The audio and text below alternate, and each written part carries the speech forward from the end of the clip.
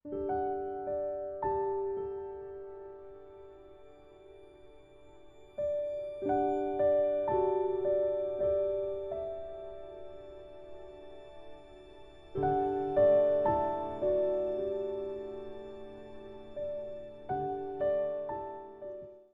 hello everyone, welcome to the live training on Okta Essentials. So my name is Amit Kumar Gupta and I will be the trainer for this course. I have a total of around 7+ years of experience in this IAM domain. In past few years, I have trained more than 300+ security professionals across the globe. My area of expertise includes Oracle Identity Manager, SailPoint, Okta, Oracle Unified Directory, and so on. I do have an YouTube channel as well with around 1.8K plus active YouTube subscribers. So that's all about me. Now talking about the training methodology. So basically we'll provide you WhatsApp group support for 1 year, unlimited retake to the live session for next 1 year. That is, let's say you have joined the training for this batch and somehow you didn't be able to continue due to some personal reason, due to some office work and all. So whenever the next batch will come in, we'll notify you. And if you are interested to join that batch again, you can join it. So there will be multiple retakes for next 1 year. Post session, the recording will be available on the portal so that you can go through the recording for recap. No traditional PPT kind of classes. So if you're expecting any kind of presentation, any kind of Word document to be supplied to you, so it's not kind of that. Except this class, I'm just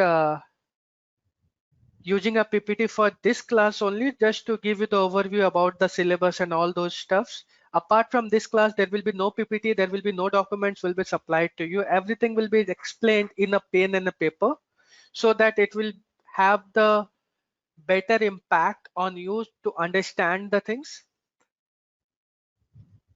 Talking about the modules that we are going to cover up, as we know that Okta is a identity as a service, where we are basically going to supply the organizations the identity services.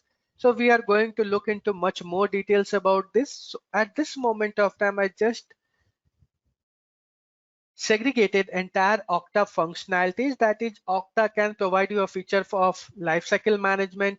You can manage users and groups inside Okta. You can configure the external directories. You can configure SSO and provisioning. You can use Okta Universal Directory, multi-factor authentications, and so on. So we'll discuss about all those details. Now talking about the course breakdown, first we'll understand what is identity as a service, what are the applications and how it will benefit an organization.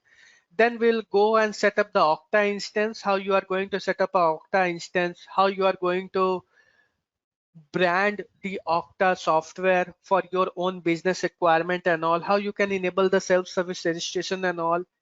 Then we have Okta Lifecycle Management, how the lifecycle management works. Then we have the Okta Directory integration, Okta Single Sign-On, Okta integration with Salesforce, with SailPoint, and also with your ServiceNow.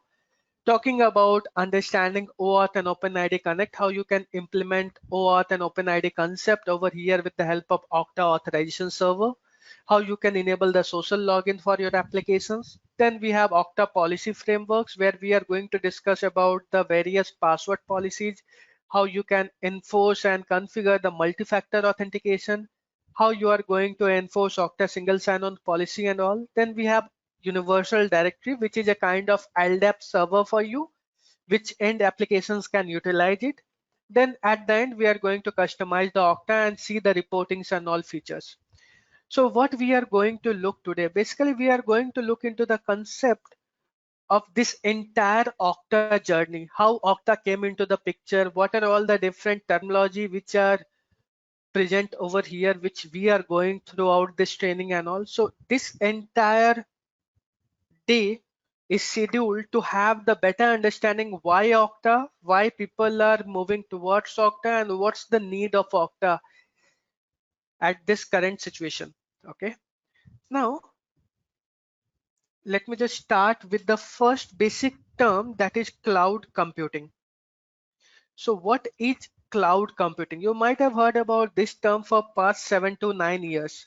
Before that, this thing was not at all present, but for last 10 years, it has been evolved very much in the market. So what is cloud computing? Earlier, if I talk about in past, in early 2000 or 2000, till 2000, if I'm not wrong, till 2007, people used to have all the softwares and hardwares on their own local. That is, let's say if I wanted to use Microsoft Office or Microsoft Word or Microsoft Excel, we first need to download the Microsoft Office software from the server, and then we need to install it in our local machine. We need to install it in our local machine. So traditionally, hardware and software is fully contained on a user's computer. Talking about the hardware, that what should be the configuration, how much the RAM, how much your CPU, how much your graphics card, and what are all the different softwares which you would require. All those things were there in your own local computer. This means that your access to your data and program exclusively within your own computer. Means if you wanted to access your some of the Excel file, you can only locate it inside your own computer. Cloud computing allow you to access your data and program outside your computing environment. Means that let's say this is your computer. Let's say I'm just giving the name of the computer as host A. Now in this computer, let's say you have done certain modifications to a file and give the name of the file, let's say file1.csv. Now, if you wanted to access this file1.csv till 2007 or till 10, you have to log into your host machine and then you can access it. But nowadays, if you want to access this file from a different machine, you can also do that. So these things are possible just because of the cloud computing. Cloud computing allow you to access the data and program outside your computing environment. Means now it's not dependent upon your own machine, but you can access your data and programs from different machines as well. That is, your data is not present in your own computer. You can store the data in somewhere in the cloud. That is a remote server which can be accessible via a network. Remote server that can be accessible via a network. So you just require an internet connection and you can utilize it. For example, some of the basic examples of these things are, let's say nowadays Google has a features of Google Docs, Google Sheets. Microsoft has a feature of Office 365. That is, you can access all your softwares, all your documents over the net using your browser. The only limitation is that you just require the internet connectivity. So essentially, a common analogy to describe cloud computing is basically now renting versus buying. Renting versus buying. Let's say earlier we used to buy everything. If I want to use Microsoft Office, be it whether I want to use other features of the Office or not, but we need to buy the entire software stack and you need to install it in your local system. But nowadays you can even rent over the things with the help of service providers. For example, let's say today I require a machine of configuration, let's say of 16 GB of RAM and 4 virtual CPU. Along with that, I would require 1 TB of SSD. Let's say today at this moment of time, for 15 days only, I would require a machine which would have the configuration of around 4 GB or 16 GB of RAM with, let's say, 4 GB of graphics along with 1 TB of SSD. SSD is nothing but a hard disk, but it is better than, the speed of SSD is better than hard disk. And then you would require some softwares, some CPU as well. Let's say you require 4 virtual CPU. Now you would require this entire things just for 15 days. Earlier, what was the limitation? That even if you require it for 1 day, you have to buy it. But now with the help of this cloud computing things, you can rent it. You can go to a service provider, you can pay just for 15 days that I wanted to use these computing resources, and you can do that. One of the example of this is Amazon EC2. EC2 is an instance which will provide you that. Even you can use Microsoft Azure for creating a machine and all. So basically nowadays this cloud computing, if I talk in much more details, it will provide 3 different types of service models. Okay, and you can buy the service depending upon your requirement, and these service models are named as, you might have heard about these names very frequently: software as a service, infrastructure as a service, platform as a service. Now when we talk about software as a service, means that, boss, I just want a software for certain time. Let's say I want Microsoft Office, let's say Microsoft Word for 10 days or for 1 year. So whenever we have these kind of requirements, or you just want to use Google Docs feature, you just want to use Google Drive feature where you can store the things over the net. So these things are very much possible nowadays, and we can buy the softwares, or you can basically rent the softwares now from these cloud service providers. These are called as software as a service. One of the famous example of software as a service is, you might have heard about some HRMS tools like Workday. Workday is basically a software as a service provider. You might have heard about ServiceNow, which is a ticketing management tool, which is a software as a service. You might have heard about Office 365. You might have heard about Google Docs. So these are very famous examples of software as a service. One most important thing is automation softwares like Salesforce. So these are the different kinds of software as a service, where we are renting the software depending upon our own requirement. Then we have infrastructure as a requirement. As you name it, it is a infrastructure. Means that, boss, for certain days I require these hardware configuration. I require 4 different machines, each of having 16 GB of RAM and having four virtual CPU. Now earlier we need to buy it, but now you can rent it.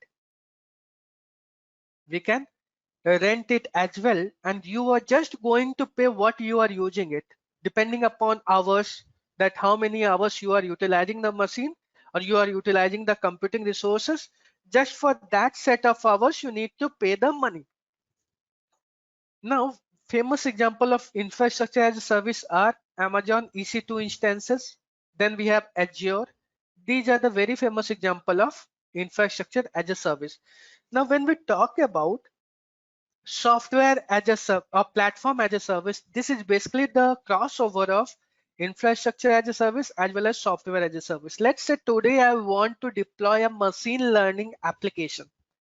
I want to deploy a machine learning application on cloud.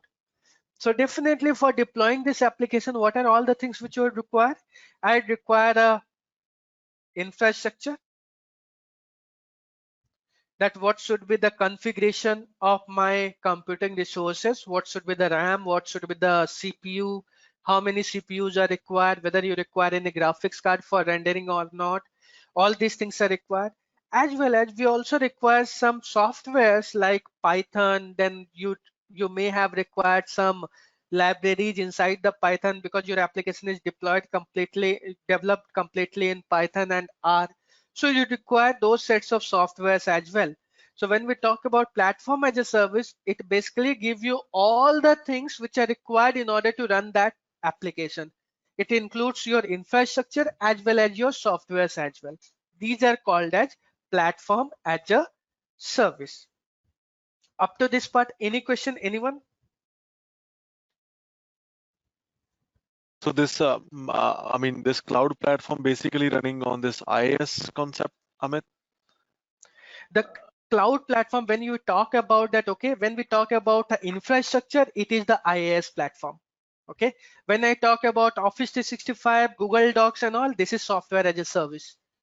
When I talk about deploying a machine learning algorithm to cloud, it is basically PaaS. Okay. Got it? Now, what are all the, if you see that there are n number of benefits which an organization can get with the help of these service deployment models. depending upon their need. Let's say today I am a standalone organization. I am having thousands of server, which would require thousands of employees to manage those things. So the cost of IT is very high in order to manage those infrastructure. If I just take a very small example, you would require a network team for managing the network. You would require a server team for managing the servers and all. You would require a database team for managing the database. You would require a different set of team for managing different components. For example, let's say today I want to upgrade to 7.2. You have running with Oracle Linux 7. Now you wanted to upgrade the Red Hat Linux, let's say from 6 to 7. You would require the infra team to do all those things for you, right? So there are a huge cost incurred in managing these resources on premise. What is on premise? Basically what is within your perimeter, which you have the access to. Or basically you can also think about a physical machine which are present inside your organization. These are called as on premise things. Okay, now we would require a lot of IT cost is include over here. So one of the very good benefit of cloud computing is that it should have a very reduced IT cost. For example, let's say if there's a project running on just for 1 year, you would require that hardware configuration. Now earlier you need to buy it, and definitely when you are going to buy something, you have to pay a huge amount. Let's say after 1 year, that resource is no more longer required for you. Or let's say after 6 months, some part get defective, some part is not working. What you need to do, you need to change that part. So additional cost will again incurred, right? But when I talk about, let's say for 1 year, I just rent a server space from infrastructure as a service. So the entire management of your server, the entire hardware, entire things will be taken care by the cloud service provider. They will take the responsibility. Along with that, they will always give you a assurance that your application will be up for 99.99% time. That should be the uptime of your application. So even if you talk about your organizational application, we always go for, in a month, we go for some upgrade activity, we go for some patching activity where would require some downtime. The similar kind of thing is present over there as well, that will require some downtime as well. But that downtime can be manageable. That can be manageable. Now here we can see that it only for 1 year I have used it, and then I just tell the service provider that, boss, I don't require it anymore. So you just have to pay that small amount of money to them, that instead of buying the entire thing, you're just paying for the thing what you have used it. So these are the various flexibility which an organization can get. Second thing, you can have a very better scalability means that your business can scale up or scale down your operations depending upon the need of the time. Let's say today you wanted to broader the picture, you can broader then, and sometimes if you wanted to narrow down the things, you can do that, because you don't buy anything, you are just renting the things. So when you rent something, you have the flexibility that, okay, I don't require these things now. So these are the flexibilities which cloud provide. Okay, along with that, there are n number of things are also added advantage of using the cloud. So these are the benefits which organizations have seen. Now let's say there's a person named Amit. Now Amit has been assigned to a task that, Amit, we are planning to migrate all our on-premise applications to substitute cloud applications. Let's say Oracle SCM, Human Capital Management, is migrated to Workday. Okay, because Workday is a cloud computing, software as a service provider, which provide you all the capabilities which Oracle can give, which is going to be in your on-premise. So people want that, okay, I want to move the application to cloud. I want to move from on-premise Exchange and Office, on-premise Office, instead of IT software. IT people are going to your desk and installing the softwares one by one. Let's move into the cloud with Office 365 concept. Let's move to Google Apps. Let's move to Salesforce for automation software. So they are basically getting, or they are basically trying to substitute each on-premise application. What is on-premise? Which is deployed in your own perimeter, or which is deployed in the organizational perimeter inside the organizational resources. Now people are planning to migrate to cloud to substitute things. Okay, so when they are planning to migrate to cloud, there are n number of complications which Amit can foresee over here. For example, when the things were in on-premise, let's say there's an application called Oracle SCM. This Oracle SCM was authenticating against AD for user. Along with that, there's a concept of ADFS, Active Directory Federation Services, which basically provide the federation services. With the help of ADFS, people can also, from Oracle SCM, they can also navigate to some other applications as well, without having to log in again and again. There was the concept of SSO was also present over there inside this organization. So n number of applications were there in on-premise, but when we are planning to move it to cloud, for each set of application, if I talk about Workday, let's say, if I talk about Workday, definitely you need to manage each and every user over here. And each and every user have their each and every different set of user ID and password to use this application. Similarly, the second application, third application, fourth application, fifth application. So for each and every application, we would require a different set of user ID and password to log in. Along with that, let's say when the user left the organization, it will be a very huge burden on Amit to make sure that all the access must be revoked. So there are n number of complications or challenges were present on that moment of time when people planning to move to cloud, because you have to make sure that you are not compromising with the security.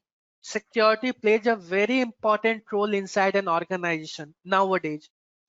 Though the concept was not that much, cybersecurity was not that much in use till 2000, but after that, when this hacking, ransomware and all those things comes into the picture, people or business is much more focused towards this thing, security. They want to secure all the things.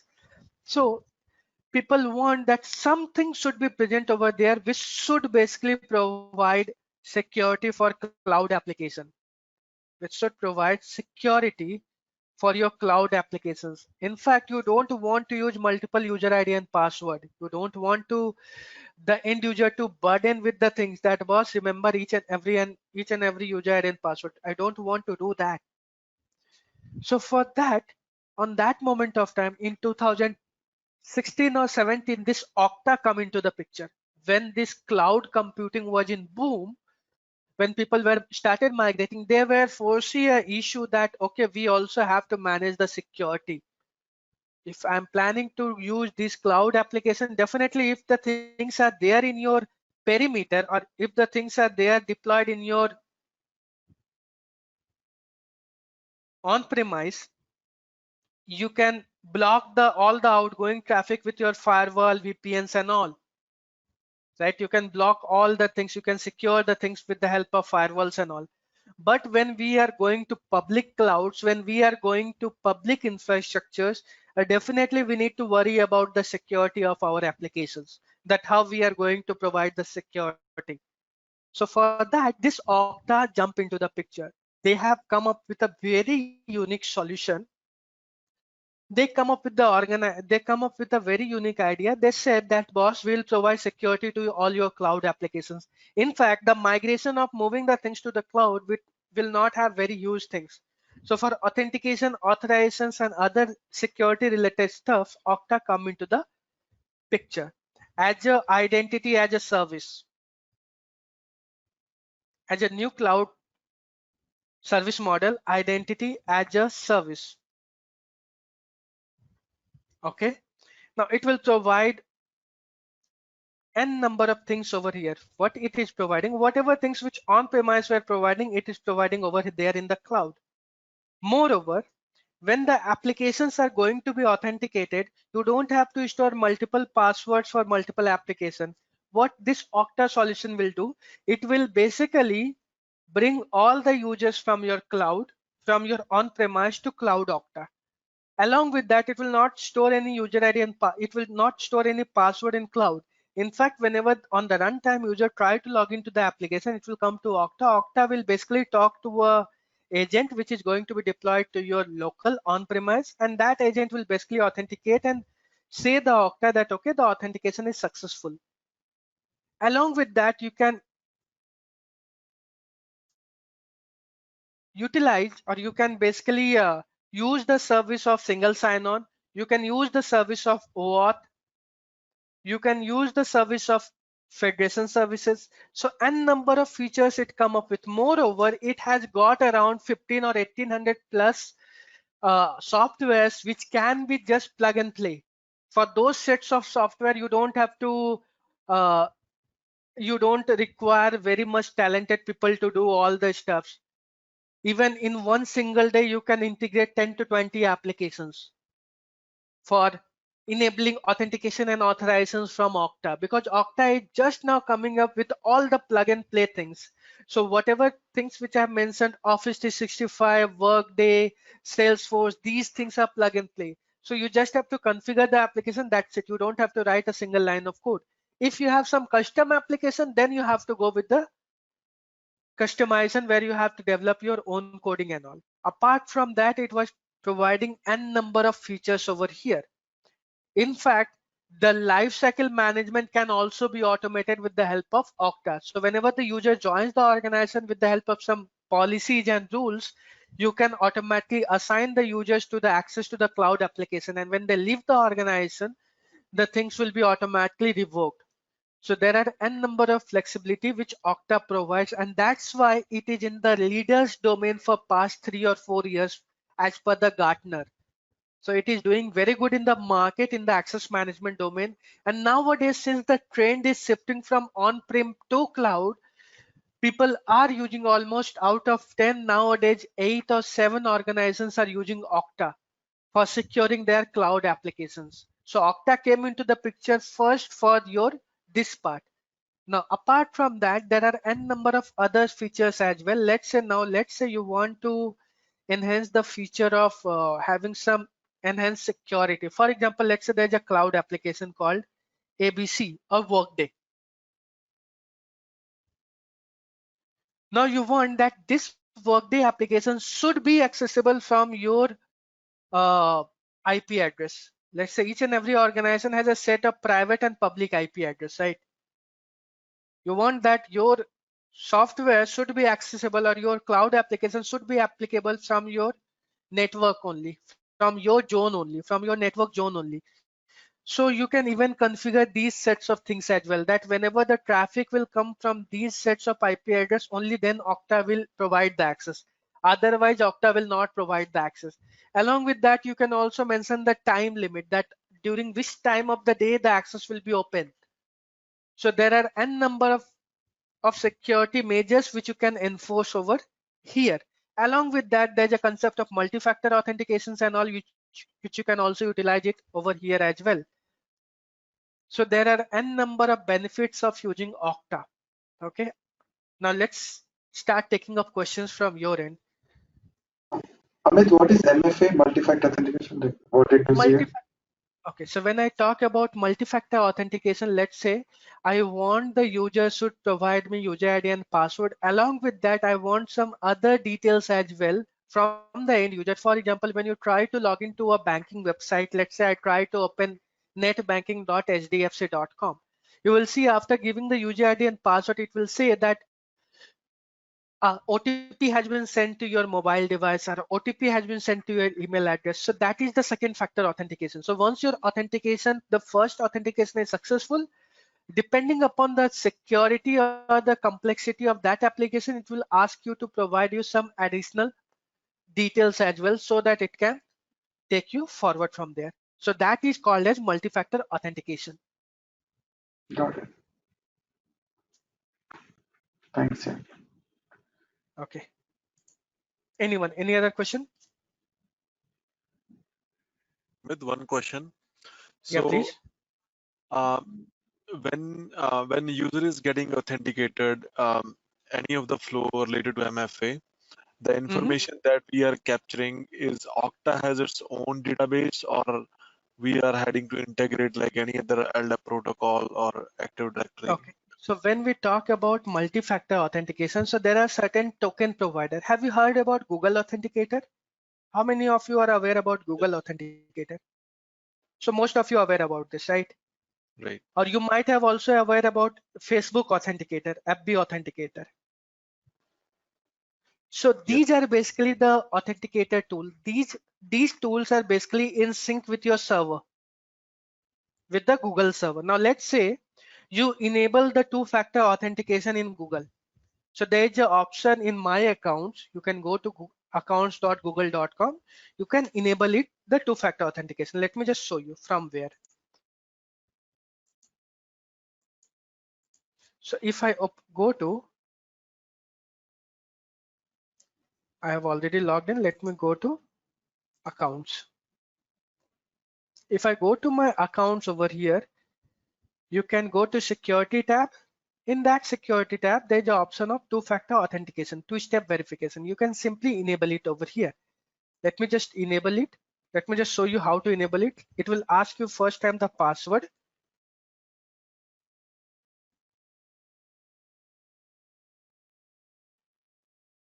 Let's say the password is done. Now, the two-factor authentication is always taken care with the help of what you have. Okay, so it should be, when we talk about multi-factor authentication, it is basically the intersection of what you know and what you have. Okay, what you know means your user ID and password, which I am aware of, and what you have. If let's say if you have a mobile device which is linked with Google, if you have a mobile number which is linked with Google, if you have a Google Authenticator application which is linked with Google, kind of that thing which you have. Okay, let's say it is saying that for me, this mobile device I have, I can also select some other options as well: text message or voice call, security key. So I can have n number of options which I can set for the second factor authentication. Let me just go with the Google Realme XT device. Try it now. So at this time in my mobile, it just sent me a notification that, boss, you are trying to sign in. Just say yes or no. So if I tap on yes, you will be able to see, okay, almost there, add a backup. How do you want to get the code? So that will be the second factor authentication. You can always use Google Authenticator app at this moment of time as well. So when I talk about the same kind of thing with Okta, Okta has a Google app, Google application as well, named as Okta Verify. It is also there for iOS and all. Let's say if you want to use some other vendor, let's say some tokens, some SaaS tokens, okay, you can even embed that as well. You might have heard about RSA tokens as well, right? The physical device, when you click on that device and code was generated, right? That was basically the two-factor authentication. You can also use that one as well over here in Okta. So Okta doesn't have limitation that you have to use Okta embedded, Okta Verify, or that kind of two-factor authenticator code. You can also use some SaaS applications as well. Okay. Yeah, I mean that part is clear to me. I mean, these are the basically challenge that the multi-factor authentication what we are enabling. But I mean, just need to understand because I don't have an Okta background. So where this Okta is storing the information, is it its own database or for Okay. those So if accounts? I talk about where, okay. So Okta is basically a cloud application. Okay. Now this entire cloud application is deployed in AWS cloud. Okay, Okta is deployed in AWS cloud. Definitely when we talk about creating an instance of Okta, it is going to be deployed in this AWS cloud only. Okay, and it has got also the backend database as well, but it didn't expose all the information to the customer. How he is, or how Okta is maintaining the information in the backend, it is not at all discussed anywhere. Got my point, Sukhvinder? Yeah, yeah, basically So what stateless. Okta will give you? Okta will give you a console directly. Using that console, you can configure whatever you want to do. When you log into that Okta console, you will be able to see all the information that are coming depending upon your organization. Okay, Amit. Yeah, get it. Got it? Okay. Yeah. Anyone, any other query? So Amit, Okta supports identity management also, or is it only for the sign-on? So when I talk about identity management, talking about the lifecycle manager of a user, let's say when the user joins the organization, you wanted to grant some access. When the user left the organization, you wanted to revoke the access. These kind of things Okta supports. Okay. But if I talk about some regressive things, it doesn't support. Okay. Like identity governance software, if I talk about what are all the things which OIM can manage, Okta doesn't be able to manage those things in that details. Okay. Okay, so it is like it will get the data, this data from some other applications, and it will store, right? Exactly. Mm. For example, Okay. when you have this Okta in place, definitely we wanted to bring the users from all the authentication and authorizations for most of the organizations are going to be taken care from AD. So it has the integration software which will integrate these LDAP softwares, okay, and it will fetch the data from your on-premise AD to Okta. So it means like the data should be inserted in those AD groups also. Exactly. The one which in the local, yeah, in the local, in the on-premise. Okay. Okay. Okay. Now there is a question which is coming from Pankaj. Pankaj asked me that does Okta store user and password information on its own cloud? The answer is yes and no both. Because in Okta, there are three different kinds of users. Okay. One is Okta mastered user, one is directory mastered user, and the third one is application mastered user. Okay. When I talk about Okta mastered user means you are going to Okta and creating a user over there directly. In that case, definitely the password of the user and the password is stored over there. When I talk about directory mastered user, that is the users are coming to Okta from a directory source. On that moment of time, the passwords are not getting stored. Okay, because we don't want to store the password in the cloud. I want that the password should be authenticated on the runtime. The third one is application mastered. On that moment also the passwords are not stored. Okay, Pankaj? Yeah, got it. Good. Thank you. Okay. Now, any other question? Anyone? Raj, Vamsi? Amit, can you explain what are the summary of this Okta, like what are the roles and responsibilities of Okta job, like in Okay. a quick summary? Okay, so when we are planning to move into a role of Okta, there are n number of things which we need to take care of. Definitely, the first and foremost thing that we need to take care of having the integration, that how you are going to integrate all the end applications which support single sign-on, which support your OAuth, which support multi-factor authentication. What are all the different configurations which you would require? So generally in the Okta part, most of the people are getting hired for doing the admin jobs, okay, because the backend things are getting managed by Okta itself. Update, patches, all those things are taken care by the Okta in the backend. But when we talk about the integrating the things out of the box things, since as I mentioned that Okta has 1500 plus different sets of application which you can directly plug and play. So the configuration of those applications are required.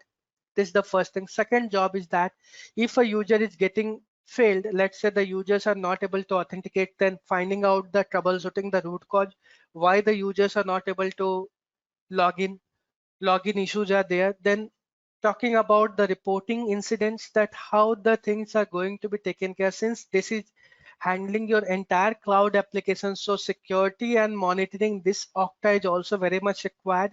So you can also integrate Okta with some monitoring systems which can send the logs and read the logs, that if any unusual activity will be suspected, it can notify the administrator that boss, these are the things which are not going in the way it should go. Okay, these kind of things are there. Now, the most important things over there in Okta is basically configuring the applications, how you are integrating the applications with Okta and enabling the single sign-on, enabling your multi-factor authentication, enabling your users to use just-in-time provisioning. So these things are going to be taken care. Okay, Vamsi?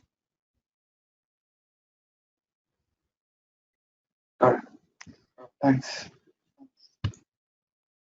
Okay, so when we are going to basically start the thing, you will be able to understand that why Okta is there, what is the need of Okta, and how it is going to help the organization. Because right now, let's So, say Amit, yeah.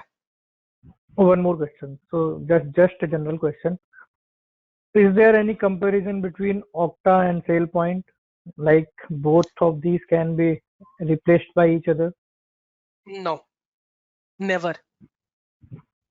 Okay, Okay. because if I Both have talk different. about, both have different sets of features. Okay, so if I talk about SailPoint is mainly the identity governance tool. It is mainly the identity governance tool where you need to take care of the user lifecycle management, where you need to take care of business approval processes, where you need to take care of compliance, where you need to take care of segregation of duties, policies, certifications, and number of things are there in SailPoint related to identity governance. When I talk about Okta mainly deals up with access management stuffs, like how to enable the single sign-on feature, how to integrate these applications for authentication and authorization, how you are going to allow the end users to use identity federations and all. Okay, Okay, so is it like access manager, you SailPoint? can. Yeah, SailPoint application can be one of the source which can fed up data to Active Directory, like access related things, Exactly. and those can be used in Okta to access the To, applications to based on grant the. the end, exactly, to grant the end users to access the application depending upon their group membership in AD. Okay, okay, Okay. okay. Yeah. Okay, so if in a big picture you wanted to understand the both the things, identity management and access management, this should be something like this. Let's say this is my HRMS system. Now from this HRMS system, I'm feeding all the user information to my SailPoint. From SailPoint, the information is flowing to AD or LDAP servers. From LDAP servers, with the help of agents, the informations are flowing to Okta. Now from Okta is integrated with all the application, all the cloud applications mainly. Okay, all the cloud applications are integrated with Okta. Now let's say if an end user try to log into Okta. On that moment of time, the user ID and password is being authenticated from AD only. Okay. Now let's say user logged in and user was a member of some groups. Now in that groups were present in Okta, and you have defined some membership that if a user is a member of this group, he will get this cloud application access. He will get this cloud application access. So when the user logged in, he will be able to see these applications in his console that he can access these applications. When he click on it, he can simply move to that application, and the Okta will not ask, or the application will not ask the user ID and password. Those things will be taken care with the help of single sign-on service. Okay. Once the user logged in over Okta, he will be able to log in automatically to all the application where he is entitled to use. Okay. Yeah, got Clear? it. Okay. Anyone, any other query? Amit, one question. When you're Yeah, talking please. about coding, how much percentage of coding efforts required? Now, Okta has done basically a very good work in the field of their own integration networks. So Okta currently having 1800 plus applications in place, okay, where you can simply plug and play without writing a single line of code. If you are aware about the concept, you can just go into Okta, you can configure it. But if your application or if your organization has got some custom application in place and you wanted to enable the feature of, you wanted to embed the Okta feature over there, then only the customization is required. Now, if I talk about how much coding is required, I would say only 5 to 10%, depending upon the complexity of that application. Apart from that, there is no coding at all required. Okay. Okay.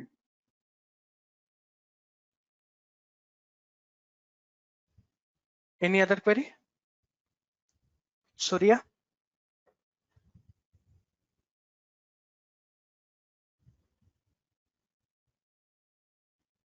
Okay. No. Okay, I take it as a no. So tomorrow we are going to full-fledged start the entire thing. So we are first going to create the Okta instance, and then we are going to go into the basic of LDAP and all.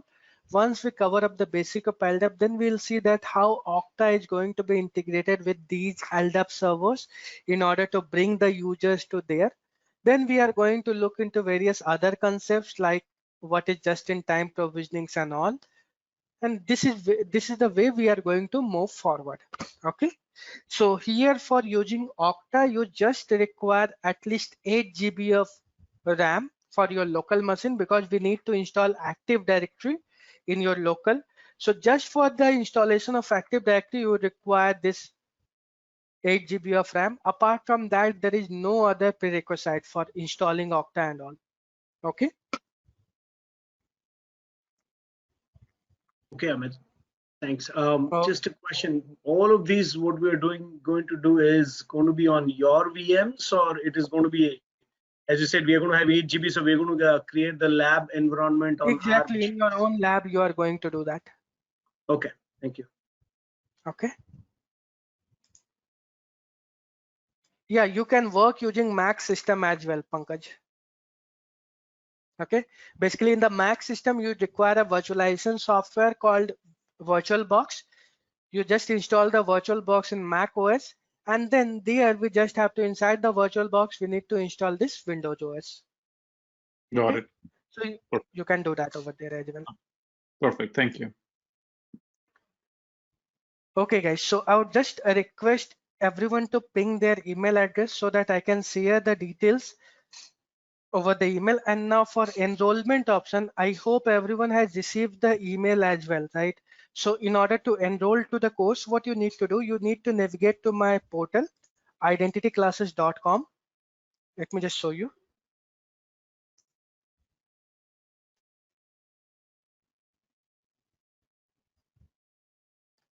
In this portal, you just have to see the course of Okta. You can see over there, Okta live training course is there. Click on see more. Take this course. Simply add to cart. You can see the details over here. Now click on this proceed to checkout. While doing the proceed to checkout, since if you didn't have any account, you need to provide all the details. One thing which you need to make sure that if you are doing the international transaction, make sure your mobile number contains the country code in a proper format. Okay. Make sure your mobile number should contain the country format. And now you can use this Ledger Pay. You can simply place order.